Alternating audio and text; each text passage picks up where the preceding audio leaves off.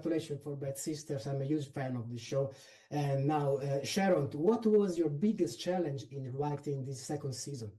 You know, I had the template of the Belgian series for the first season. So even though, you know, it changed a lot and we made it our own, it was still, you know, it was still there as a sort of skeleton. And I think the big challenge was keeping the, bringing in a whole new story, but keeping the DNA of the first season, you know, because you want people to feel like it's the show, but also feel like it's a whole new thing. So I think it was that across the board, you know, for it to just feel recognizable, but you know, had moved on, new and improved. Dearbhla, Bad Sisters is focused on this balance between crime and comedy, dark comedy. And what was for you your biggest challenge as a director?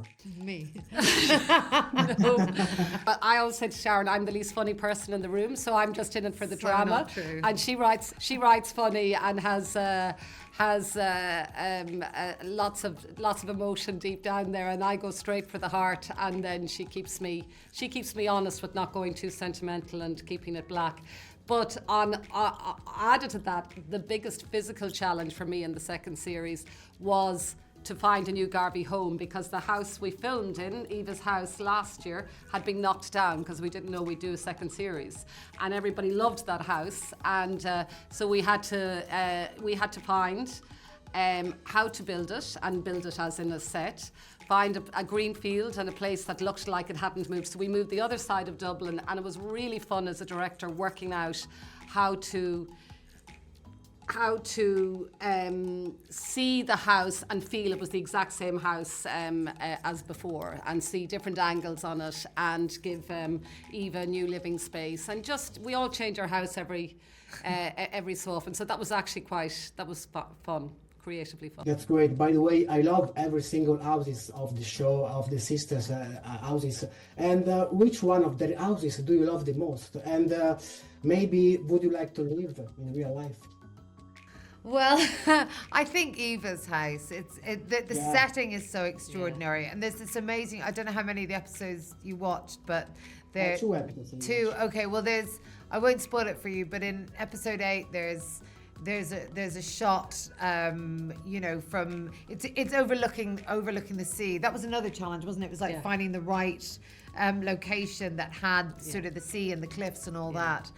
And that felt wild, rather than kind of entitled, exactly. You know, so it's not a Malibu feeling. Exactly. It has a kind of it just so island, happens to be there. Yes, we all just happen to live around the edge of Ireland. And also, you can wander down from the house, and you're at the sea. You're at the most beautiful, pass by a beautiful brook, and then you're at the sea, and then there's like seals there, and there was definitely amazing. that house.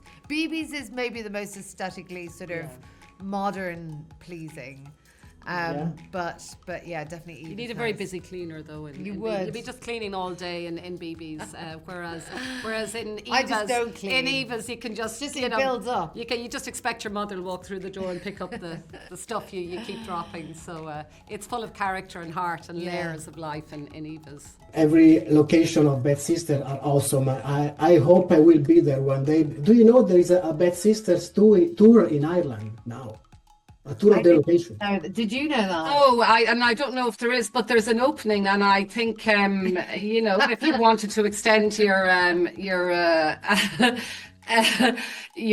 work, you could come and do that. And we must tell you, we had the most wonderful Italian cameraman on our team that we all fell in love with, and Armando, who has works in Italy all the time, is working with Sharon now, but he just loved our series, and he loved us, and we loved him. He didn't just love the series; he fell in love with Ireland. He fell in love with Irish people. He's never going to be the same again. Yeah, Italians are very similar to Irish, according to Armando. And he had long hair, and he looked like Jesus Christ. You know that. And you see my text?